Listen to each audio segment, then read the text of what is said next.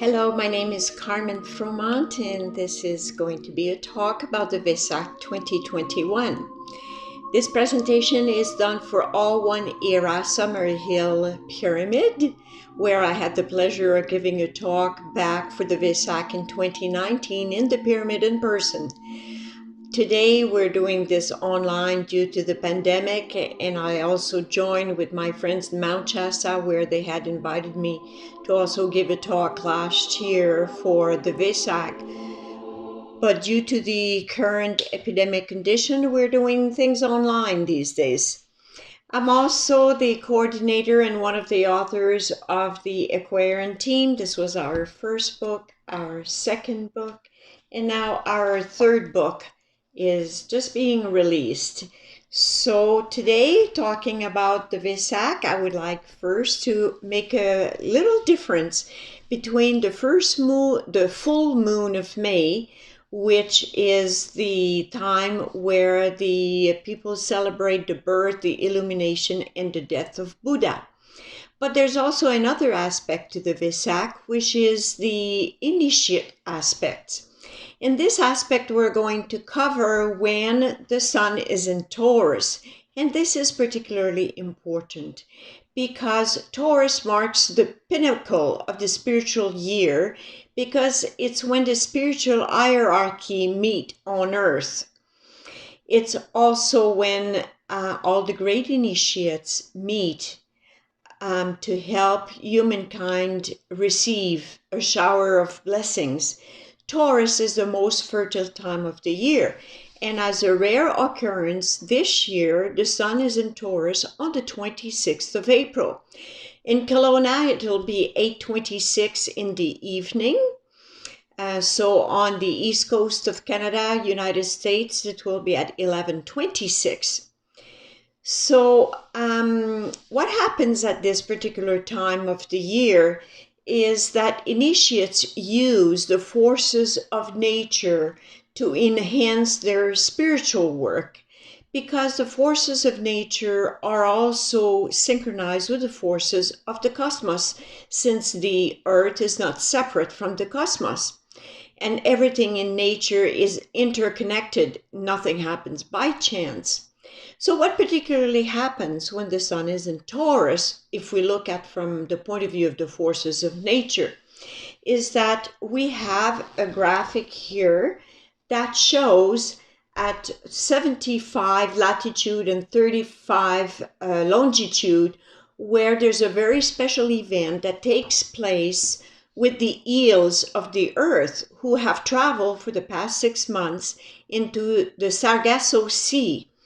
The Sargasso Sea is a place between the Bahamas and the Bermudas where the old Atlantis was. And they had initiatic centers back in the Atlantis time. And why do the eels all go and spawn into the Sea of Sargasso? This is a mystery of nature. But the fact still is that at the same time, there is a current that flows from Cape Hatteras that starts moving into the direction of the Himalayas. And this is where the great masters of humanity meet in order to work for humanity, giving it an uplift with ideas, with blessings, so that our consciousness can broaden and so that we can grow and develop ourselves to become divinities. So there's a couple of things that help us to connect with these great teachers and initiates. And one of them is to prepare ourselves for this great event coming up. One way is to fast, maybe the day before or the day of the Wesak itself, of the full moon, and prepare oneself inwardly by maintaining a state of harmony, of solving all grudges that we may have against someone, creating a state of peace within, so that we can attune to this work that takes place into the Himalayas. Now we can go by intention, by wanting to be part of this gathering. We can go if we are prepared in our astral body that night, be part and bring all our energy with those of the great teachers and masters of humanity. And one thing also that would help is to make ourselves more receptive if we don't wear any metal, such as pins, buckles, watches, earrings, rings, so that we can be as free and receptive as possible to bring our best to this gathering that takes place. It is good to link with these great masters, and one way to do it is also through purity. I will show you here the tree of life, which is the tree of the Kabbalah. And the moon is in this area here, which is called Yesod. Now, the moon has one face showing to the earth, and this is like, if we can say, the lower forces of the moon. That's what there's a lot of astral influences. Sometimes it's not always good, but there's the other face of the moon that faces towards the higher part of the tree of life, which is linked with the causal plane. And in that area, there's a lot more purity and higher vibrations. So it is good to link with the full moon in the sense of being as transparent and as pure as possible. How do we do that? Well, maybe starting with our thoughts first, and then our feelings and our actions in the sense of the right motivation. But there's also with pure food, pure drink, pure fresh air. There's also with the quality of food that we eat. As you know, the vitality that comes from the food is directly proportionate to the etheric force within the food. So the closer a food is to the solar energy, the more etheric or prana particle it contains, and therefore the more vitality we will have. So, and it's the same with drinks, and it's the same with music, listening to harmonious music rather than heavy music that are disturbing for our subtle bodies.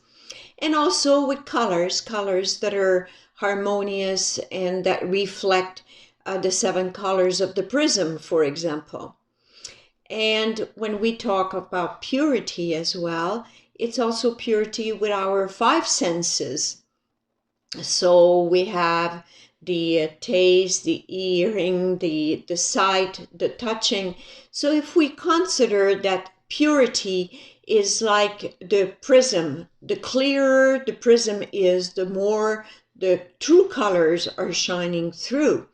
So in preparation for this Wesak, which is the only time of the year that it's so powerful as the full moon when the sun is in Taurus, as it is on this 26th of April, to do a work on ourselves and to do a work to support that of the initiates. Now, when we talk also about the moon, maybe we need to consider that if we are influenced by the moon, imagine how much more we are influenced by the sun, because the moon is still changing in its phasing of waning and waxing, of the no moon or full moon, whereas the sun is so stable. So the sun is maybe the best representation that we have on earth of what God is like, for its love as warmth, for its light as wisdom, and for its truth as life. So working with the sun is also very, very powerful, such as attending sunrise, doing special pranayama breathing at sunrise when the prana is so powerful. So this is part of the work that we can do to transform ourselves. Now, coming back to the phases of the moon. As initiates and great masters work with the forces of nature, using them to do their work, we too can do the same. For example, in the waning moon, it would be a really good time to get rid of things we don't want. Starting maybe with the more subtle, like on the psychic side, faults and weaknesses that we have in our character, and also maybe of habits.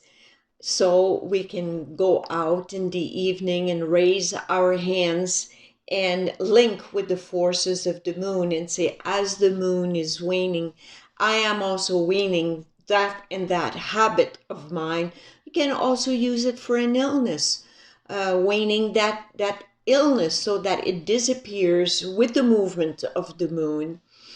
And then using the waxing moon as well. So if you want to increase, let's say, your patience or your love, so you use also the forces of the waxing moon, and you can salute the moon and say, I am in harmony with you. I want to use your forces of growth and development, and I want to develop such and such a quality. So these are wonderful powers that nature offers us that we can work with. Also, when we think of the moon, we also think how related it is to the tide, to birth. Maybe you know that. Women tend to give birth more at the full moon than they do otherwise. And also with the menstruation cycle of women. And that is in the perfect 14-day cycle. So you can see how our cycle as women is connected to the cycle of the moon, and only the better to increase our work.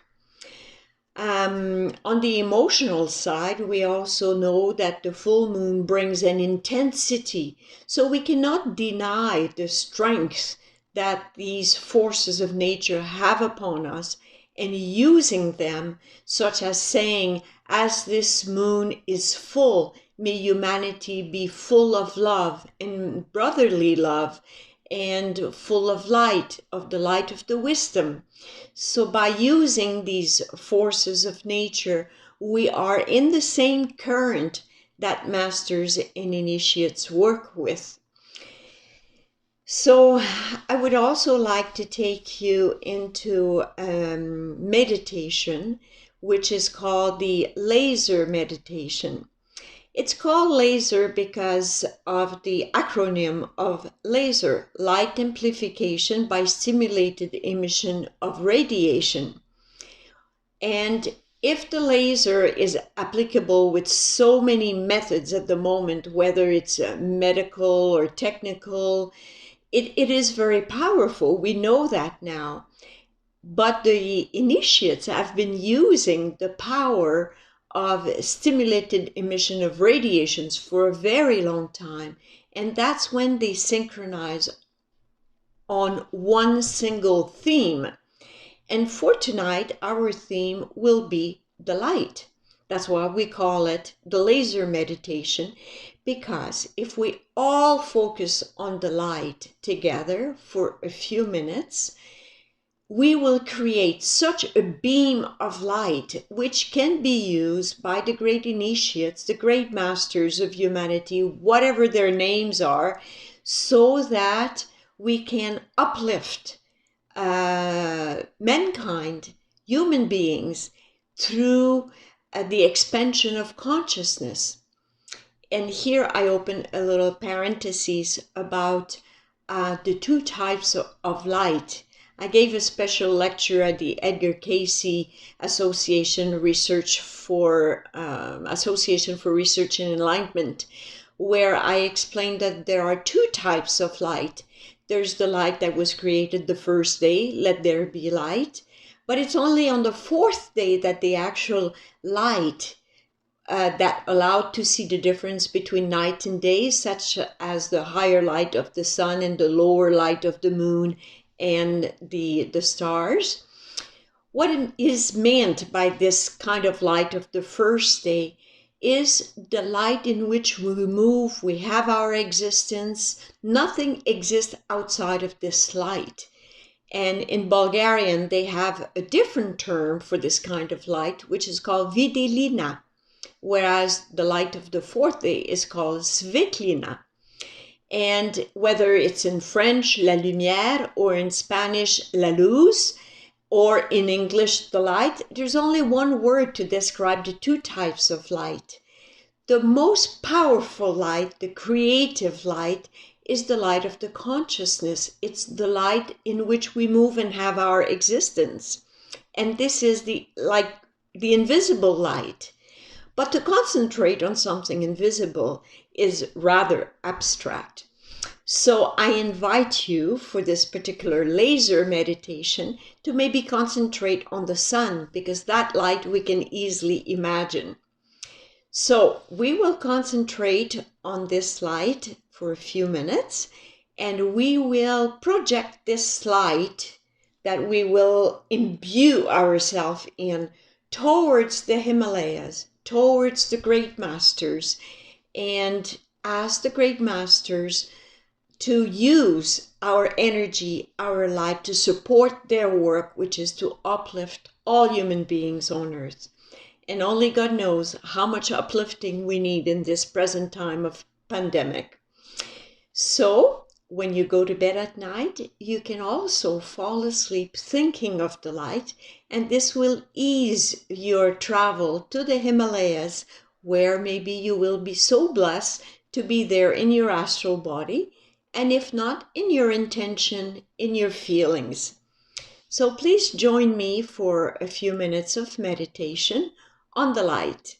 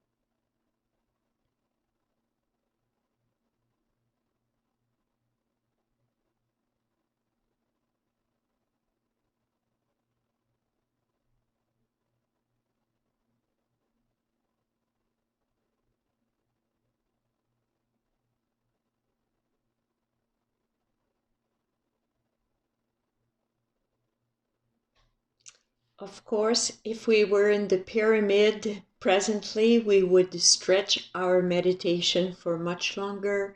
There's wonderful energies in the pyramid. And as soon as we have the possibility to gather, I hope to see you there at one time or other. Before leaving you, I would like to tell you that I took some of my inspiration about the Wesak in this book entitled Spiritual Alchemy by Omram Mikhail Ivanov. This book is on sale at Dare to Dream in Kelowna, Banyan Books in Vancouver, and you can order it online through prosvitalusa.com. And it was a pleasure to be with you. I wish you a very inspiring, uplifting Wesak 2021.